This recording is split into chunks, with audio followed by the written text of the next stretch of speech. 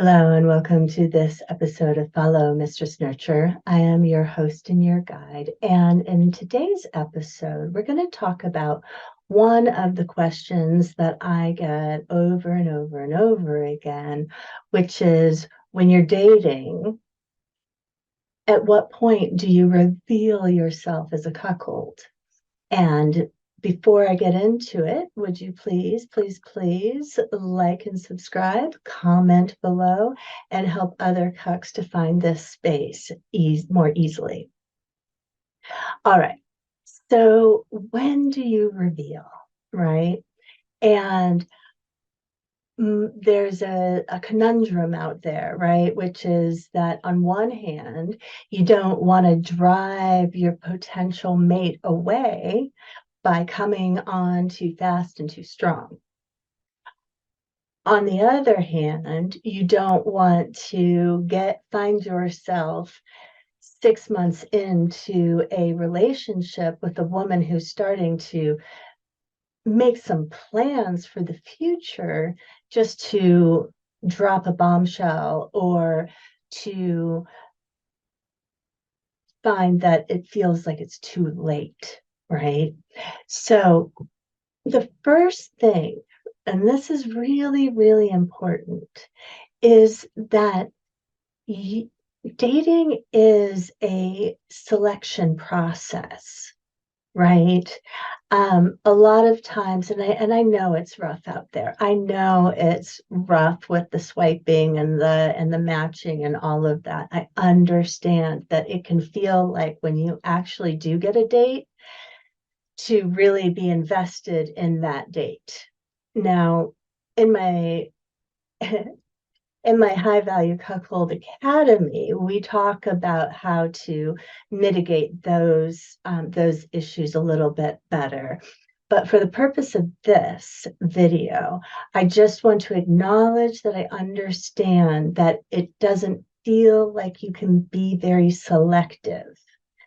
And I want you to really kind of walk away with the understanding that you must be selective.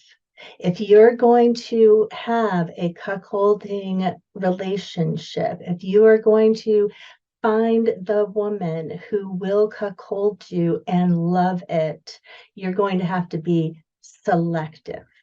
So the first date is not the date to reveal all of your twisted and beautiful kinks. As beautiful as they are and as great as cuckolding is, you want to hold that piece of information for a minute or two. What the first date is, like the purpose of that first date is to see if she is even possibly remotely a good candidate to cuckold you. So first dates are not meant to be your confessional. First dates are really about screening.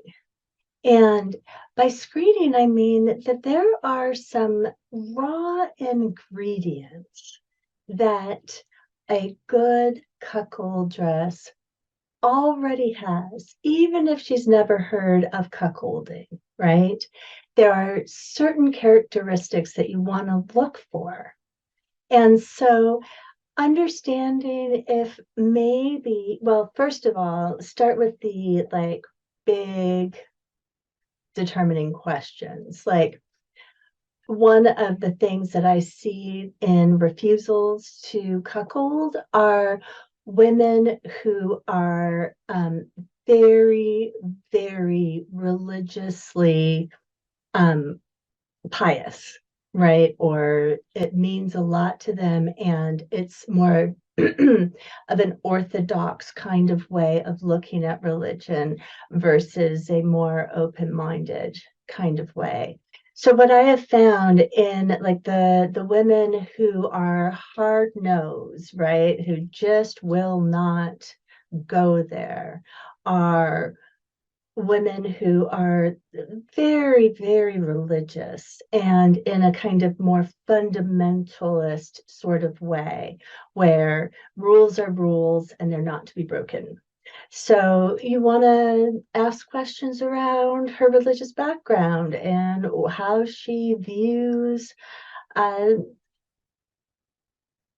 how she observes whatever her religious traditions are. And that'll give you a little bit of insight as to whether or not she's super open-minded, right? Or if she's got a very narrow worldview. So that's the first thing. The next thing that you really want to be testing for or looking for is a tendency to dominate. She might be um, she might be the first person to speak when the hostess greets you or at the to seat you at the restaurant. She might be the one who calls the bartender over to take your drinks. You want to kind of look for those kinds of indicators that she likes to be in charge. And then the third one, and this may be a question for the second date, if these first two are a go, then I think that you've got enough information that warrants asking for a second date.